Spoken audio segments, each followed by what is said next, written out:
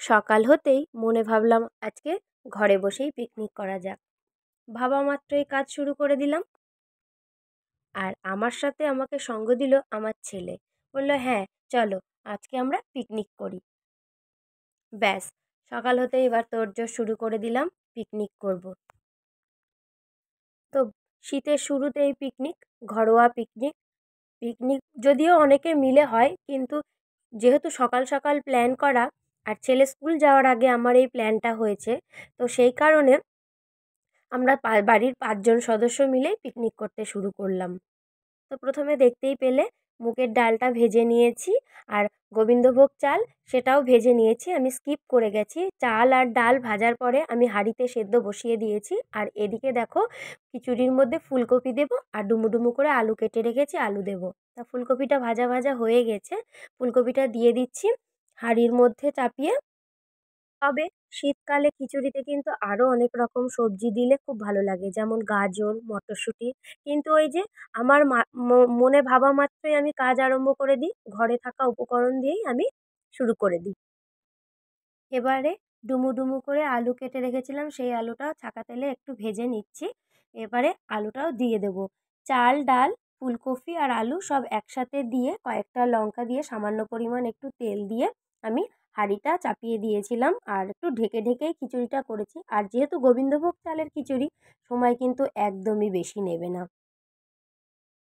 তো আলুগুলো দিয়ে দিলাম, আলুগুলো দিয়ে ঢেকে রেখে দেবো।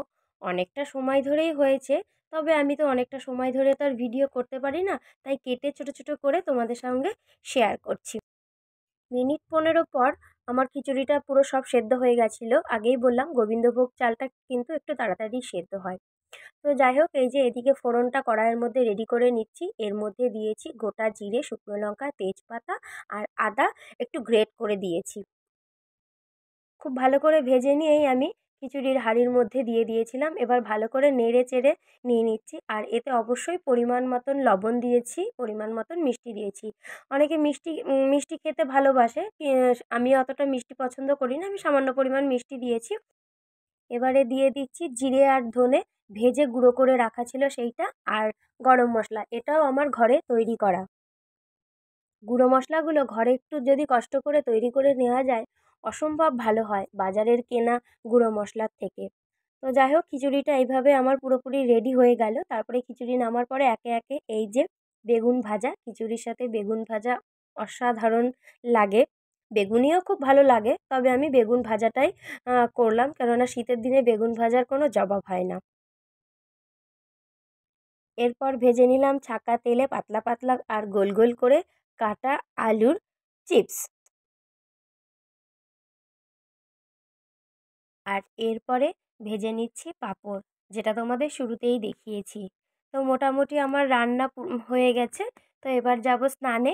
তো স্নান করে ছেলেকে স্নান করিয়ে ততক্ষণে ছেলে স্কুল থেকে বাড়ি ফিরে এসেছে। এবারে খাওয়ার আগে গরম গরম ডিমের অমলেটটা ভেজে নিচ্ছি, কেননা ডিমের অমলেট আগে থেকে ভেজে রাখলে ঠান্ডা হয়ে যাবে। তা ভাবলাম যে খিচুড়ি মেনু যখন, আজকে কলা পাতায় খাবো। ভাবা মাত্রই বাড়ির পেছনে ছিল কলা গাছের বাগান। তো সেখান থেকে কলা পাতা কেটে নিয়ে আসলাম।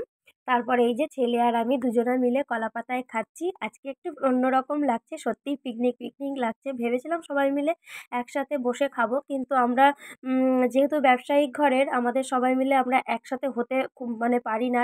যার যেমন সময় হয় আমরা সে তখন খাই। তো যাই হোক, আপাতত আমি আর ছেলে দুজন মিলেই পিকনিকটা সারলাম। তো আমার পিকনিকটা কেমন লাগলো অবশ্যই জানিও। আর আজকের মতন ভিডিওটা এই পর্যন্তই। দেখা হবে পরের ভিডিওতে। চলো টাটা।